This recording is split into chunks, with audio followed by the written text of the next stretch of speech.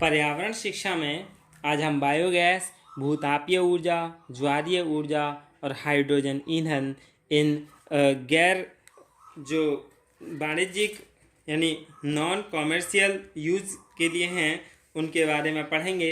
यानी biogas, geothermal energy, tidal energy, hydrogen energy fuel, इनके बारे में पढ़ेंगे। तो सबसे पहले बायोगैस के बारे में पढ़ लेते हैं।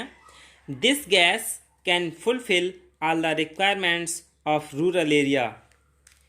यानी ये जो गैस है ये ग्रामीण क्षेत्र की सभी आवश्यकताएं पूरी कर सकती है।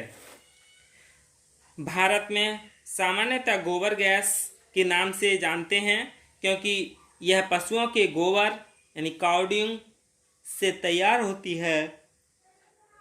अब काफ़ी समय बाद कुछ अन्य पदार्थों जिनमें मानव मल यानी सीवेज, सब्जियों व फलों की सड़ी हुई रद्दी यानी rotten vegetables and fruits waste, जलकुंभी यानी वाटर हायासिंथ, कृषि तथा उद्योगों के अपशिष्ट and agriculture and industries waste आदि से भी इसे तैयार किया जा सकता है।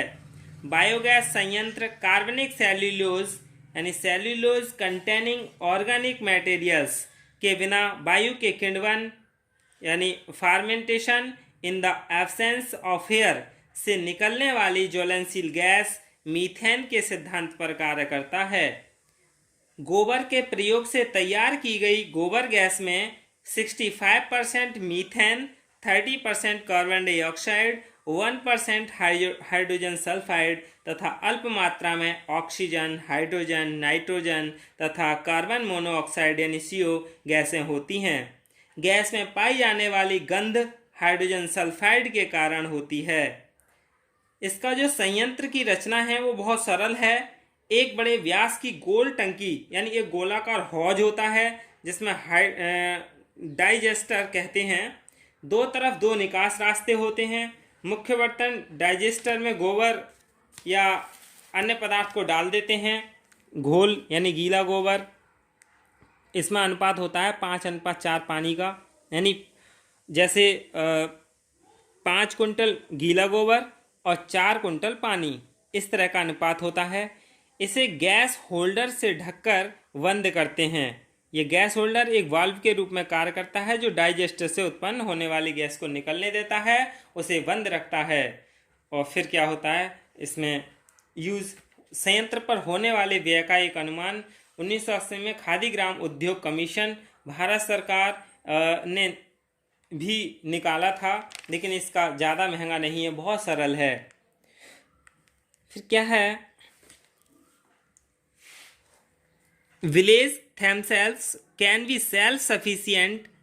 Mosquitoes do not come on this gas member and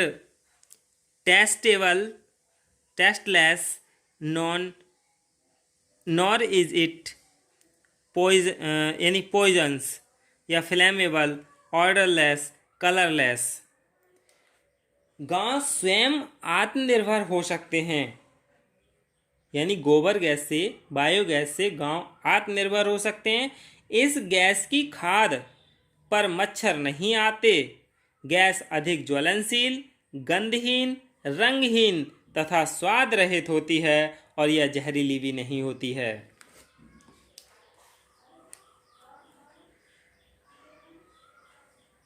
There are currently about 3 million biogas plants in the country, which is about 25% of the capacity of the entire country.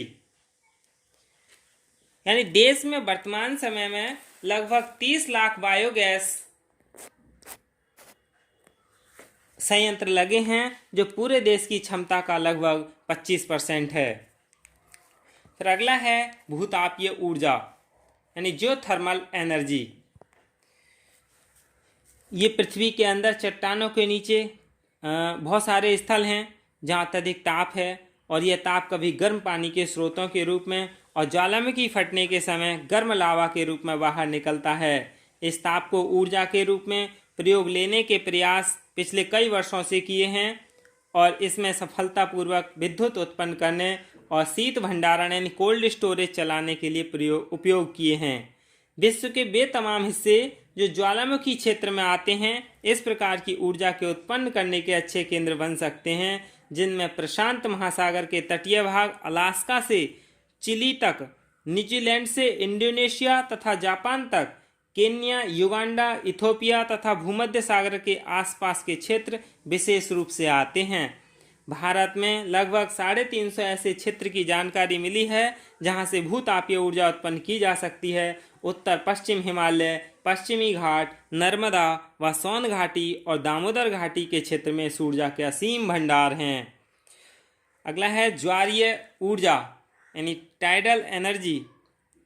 यह ऊर्जा समुद्र में उठने वाले ज्वार के चढ़ने और उतरने की क्रिया से ही प्राप्त की जा सकती है और इस प्रकार का उत्पादन विश्व के कई देशों ने किया है, जिसमें चीन व रूस प्रमुख हैं। भारत में कच्छ और कैम्बे की खाड़ी तथा सुंदरवन क्षेत्र यानी हुगली नदी के किनारे जो है में ज्वारीय ऊर्जा से शक्ति उत्पादन संभव है। लक्षद्वीप और अंडमान और निकोबार द्वीप समूह में भी संभावनाएं हैं। इस प्रकार की ऊर्जा की विशेषता क्या है कि ये क्या है, प्रदूषण रहित है, चाहे थोड़ी मात्रा में हो या अनंत है और कालांतर तक मिलने वाली है। ज्वारीय ऊर्जा हमेशा मिलती रहती है। अगला है समुद्री ताप ऊर्जा यानी ओशियन थर्मल एनर्जी। इसमें यानी समुद्र की ऊपरी सतह के तापमान जो 28 डिग्री सेल्सियस से 30 डिग्री सेल्सियस और इसकी गहराई पर तापमान 5 डिग्री सेल्सियस से 60 डिग्री सेल्सियस के अंतर से ऊर्जा प्राप्त की जा सकती है।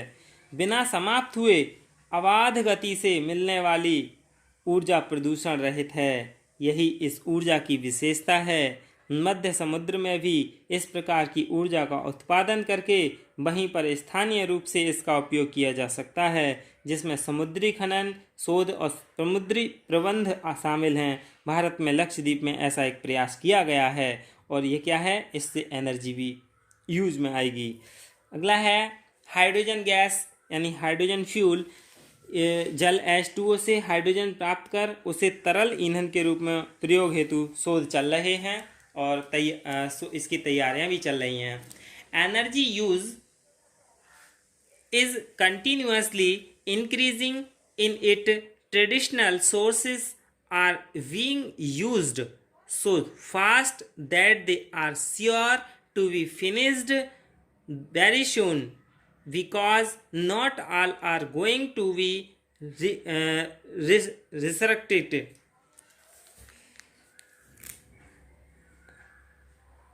इसमें क्या है कि ऊर्जा का उपयोग निरंतर बढ़ रहा है और उसमें परंपरागत स्रोतों को इस तेजी से उपयोग में लाया जा रहा है कि उनका बहुत शीघ्र समाप्त प्राय होने निश्चित ही है। यानी इतनी तेजी से उपयोग किया जा रहा है कि इनका समाप्त होना निश्चित है और चूंकि वह सभी पुनर्जीवित नहीं होने वाले यानी नॉन रिन्यूएबल हैं, इसलिए विश्व की आवश्यकता की पूर्ति के लिए गैर परंपरागत या पुनर्जीवित होने वाले नॉन कन्वेंशनल एंड रिन्यूएबल स्रोतों में इतनी अपार ऊर्जा है कि असीमित समय तक की आवश्यकताओं की पूर्ति करती रहेगी। लेकिन फिर भी श्रम और साधनों के दुरुपयोग से बचने के लिए लोगों में इस प्रकार की भावनाएं जगानी होंगी जिससे ऊर्जा का सही इस्तेमाल करना सीखें। ऊर्जा का उचित उपयोग देश की प्रगति का सूचक है। यही क्या है, गैर वाणिज्यिक ऊर्जा के उपयोग हैं। धन्यवाद।